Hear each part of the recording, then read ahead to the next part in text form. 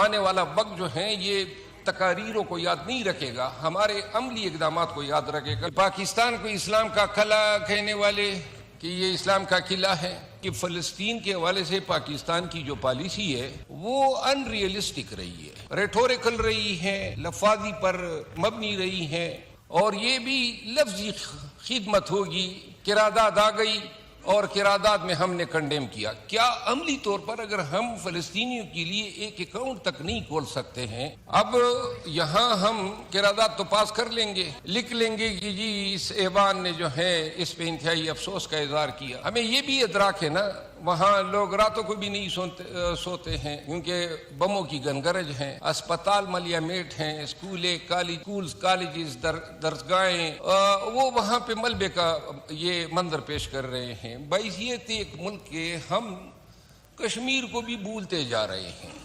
ہم نے اقوام متحدہ میں ہمارے مندوب نے 2 دفعہ کشمیر پہ یہ غزہ پہ جب حملے شروع ہوئے ہیں تو 2 دفعہ بات کی ہے۔ پنجاب کی حکومت کا کوئی منسٹر ہے، میں اس کو خراج تحسین پیش کرتا ہوں، 10 کروڑ روپے اس نے فلسطین کے فنڈ میں عطیہ دیا ہے۔ اس ایوان میں بھی بڑے ارب پتی اور کروڑ پتی بیٹھے ہوئے ہیں، مجھے پتہ نہیں ہے کسی نے کاک بھی دیا ہے کہ نہیں دیا ہے۔ اس ایوان میں سنجیدگی کب آئے گی؟ اب فلسطین کا ایشو ہے، فلسطین کی ایشو پہ مولانا صاحب بھی نہیں ہے، یہاں جتنی پیپل پارٹی کے بلاول بھٹو زرداری صاحب بھی نہیں ہے، ہمارے بیرسو گور صاحب بھی نہیں ہے، اور نون کے بھی جو پارلیمانی لیڈر ہیں نہیں ہیں۔ بہرحال افسوس کا مقام ہے۔ فلسطین کے ایشو پہ میں 2 منٹ سے زیادہ لمبی بات نہیں کروں گا، لیکن اس سے پہلے میں ایک گزارش کرنا چاہتا ہوں تمام ممبران اسمبلی سے کہ جب سے یہ اس ہاؤس کی کارروائی 8 فروری کے الیکشن کے بعد شروع ہوئی ہے تو مجھے ایسے محسوس ہوتا ہے 2-3 وزراء ہیں جس میں یہ عطا تارڑ صاحب ہیں، منسٹر لا، اور خواجہ آصف صاحب، یہ ایوان میں آ جاتے ہیں، باقی وزراء صاحبان یا تو ہم پہچانتے نہیں ہیں، نئے عہدے ملے ہیں، لیکن اس ایوان میں کارروائی جو ہے وہ انتہائی غیر سنجیدگی کا شکار ہے۔ جو پریویلیجز کمیٹی ہیں اس کا اجلاس ابھی تک نہیں ہوا ہے، آج بھی اگر نشاندہی تو میں نہیں کرنا چاہتا ہوں لیکن کورم خیر سے پورا نہیں ہے، تو میں یہ عرض کرنا چاہتا ہوں کہ اس ایوان میں سنجیدگی کب آئے گی؟ اب فلسطین کا ایشو ہے، فلسطین کی ایشو پہ مولانا صاحب بھی نہیں ہے، یہاں جتنی پیپل پارٹی کے بلاول بھٹو زرداری صاحب بھی نہیں ہے، ہمارے بیرسو گور صاحب بھی نہیں ہے، اور نون کے بھی جو پارلیمانی لیڈر ہیں نہیں ہیں۔ بہرحال افسوس کا مقام ہے۔ فلسطین کے حوالے سے اتنی لمبی چوڑی بات تو نہیں کروں گا جو دیگر محترم مقررین نے بات کی، اتنی میں عرض کرنا چاہتا ہوں کہ فلسطین کے حوالے سے پاکستان کی جو پالیسی ہے وہ ان ریئلسٹک رہی ہے، ریٹوریکل رہی ہے، لفاظی پر مبنی رہی ہے، اور غزہ میں فلسطینیوں پہ جو مظالم ڈھائے جا رہے ہیں اس حوالے سے میں ایک چھوٹی سی مثال دینا چاہتا ہوں۔ فلسطین کی ایک ہیومن رائٹ آرگنائزیشن نے مجھ سے رجوع کیا کہ جو فلسطینی پاکستان میں اور بالخصوص اسلام آباد، پیریفری میں اور پنڈی میں آباد ہے، ان کی ری ایبلیٹیشن کے لیے ایک NGO جو فلسطینی NGO ہیں وہ یہاں پہ کام کرنا چاہتی ہیں، اور جس کے لیے پاکستان کے کسی بینک میں جو ہے اکاؤنٹ ان کے لیے کھولنا ہے۔ MCB، میزان بینک، ABL اور عسکری بینک، ان چاروں کے پاس گئے، کاغذات جمع کیے، اور اخیر میں ان بینکوں کا جواب یہ آیا کہ جی ہم کسی فلسطینی NGO کو پاکستان میں بینک کھولنے کی اجازت نہیں دے سکتے۔ اب یہاں ہم قرارداد تو پاس کر لیں گے، لکھ لیں گے کہ جی اس ایوان نے جو ہے اس پہ انتہائی افسوس کا اظہار کیا۔ ہمیں یہ بھی ادراک ہے نا، وہاں لوگ راتوں کو بھی نہیں سوتے ہیں کیونکہ بموں کی گنگرج ہیں، اسپتال ملیا میٹ ہیں، کالجز، درسگاہیں، وہ وہاں پہ ملبے کا یہ منظر پیش کر رہے ہیں۔ بحیثیت ایک ملک کے ہم کشمیر کو بھی بھولتے جا رہے ہیں، اور یہ بھی لفظی خدمت ہوگی، قرارداد آ گئی اور قرارداد میں ہم نے کنڈیم کیا. کیا عملی طور پر اگر ہم فلسطینیوں کے لیے ایک اکاؤنٹ تک نہیں کھول سکتے ہیں؟ ہم نے اقوام متحدہ میں ہمارے مندوب نے 2 دفعہ کشمیر پہ یہ غزہ پہ جب حملے شروع ہوئے ہیں تو 2 دفعہ بات کی ہے. میری گزارش یہ ہے کہ پاکستان کو اسلام کا قلعہ کہنے والے کہ یہ اسلام کا قلعہ ہے، اور جو میں نے 2 منٹ کا وعدہ کیا تھا بس آدھا منٹ رہ گیا ہے.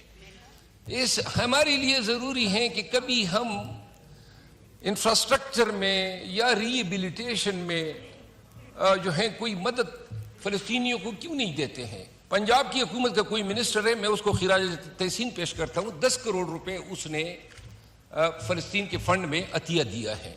اس ایوان میں بھی بڑے ارب پتی اور کروڑ پتی بیٹھے ہوئے ہیں، مجھے پتہ نہیں ہے کسی نے کاک بھی دیا ہے کہ نہیں دیا ہے، لیکن میرا خیال ہے کہ کسی نے نہیں دیا، اور اگر دیا ہوتا تو علی اعلان کہہ چکا ہوتا. میری گزارش یہ ہے کہ تھوڑی سی ہم اس جہان میں تو جانا ہے، جانے سے پہلے اگر اپنے مسلمان بھائیوں کے ساتھ ان حالات میں بھی اگر ہم اخلاص نہ کر سکے، آنے والا وقت جو ہے یہ تقاریروں کو یاد نہیں رکھے گا، ہمارے عملی اقدامات کو یاد رکھے گا. میں جناب کا بہت مشکور ہوں. شکریہ. عثمان بدینی صاحب. شکریہ اسپیکر صاحب. اسپیکر صاحب، جو مظالم ہوئے ہیں اور جو ظلم ہوتا آ رہا ہے، آج غزہ کا، فلسطین کا بچہ نوجوان، بزرگ، سب کے سب اوپر اللہ کو یاد کر رہے ہیں، اور اس کے ساتھ ساتھ وہ یہ دیکھ رہے ہیں کہ لا الہ الا اللہ محمد رسول اللہ کہنے والے مسلمان کب ہماری مدد کو آئیں گے. دنیا بھر میں مسلمان حکمران ایسا لگتا ہے جیسے سو رہے ہیں. آج غزہ کا بچہ، آج فلسطین کا نوجوان آج وہ انتظار میں ہے کہ یا اللہ، جس مسلمان نے کلمہ پڑھا تھا اس مسلمان کے سینے میں اتنی طاقت دے اور اسے وہ ایمان بھی دے کہ وہ آ کے عملی طور پہ ہماری مدد کر سکے. جمعیت علماء اسلام اس کے واضح پیغام ہے اور واضح طور پہ پوری دنیا کو یہ میسج دے چکا ہے کہ ہم فلسطینیوں کے ساتھ ہیں. اور اگر آپ کو یاد ہو، آج سے 4 دن پہلے ہمارے 2 مفتی صاحبان نے ایک اعلان بھی کیا. اس اعلان کے بعد ہر مسلمان پہ فرض ہوتا ہے کہ وہ عملی طور پہ اس جنگ میں، اس خطے پہ جا کے موجود ہو اور اپنی خدمات پیش کر سکے. مرنا سب نے ہے، مرنا کہیں بھی ہوگا. یہاں کوئی اپنے حق و حقوق کی بات کر کے اور سیاست کی بات کر کے، اپنے علاقے کی بات کر کے، اور اپنے چھوٹی سی زمین پہ بھی لڑکے مر جاتے ہیں، اپنے لیڈروں کے نام پہ بھی مر جاتے ہیں. اگر ہم اللہ کے نام پہ اور مسلمان کے نام پہ وہاں مر جائیں تو اس سے بڑی بات نہیں ہے. یہود پہلے بھی ظالم تھا، یہود آج بھی ظالم ہے. یہود نے انبیاء علیہ السلام کو بھی معاف نہیں کیا، اور آج وہی طبقہ ہمارے مسلمانوں کو تباہ کر رہا ہے. مسلمانیت کا دعویٰ پوری دنیا میں ہمیشہ ہوتا ہے. یہاں لوگ رمضان کو یاد کرتے ہیں، یہاں روز شب رات کو یاد کرتے ہیں، یہاں لوگ جنت کو یاد کرتے ہیں، لیکن آج عملی طور پہ جہاں جانا ہے وہاں جا نہیں رہے ہیں. جو سفری پابندیاں پاکستان میں ہیں، خدا را پاکستان کے ہر شخص کو، پاکستان میں اہل ایمان والے لوگ ہیں، پاکستان کا ہر بچہ ایمان والا ہے، پاکستان کا ہر نوجوان ایمان والا ہے، پاکستان کا ہر مسلمان ہے ایمان والا ہے. اگر پاکستان کے مسلمان کو سفری پابندیاں ختم ہوتی ہے، باخدا پاکستان کا ہر بچہ وہاں موجود ہوگا.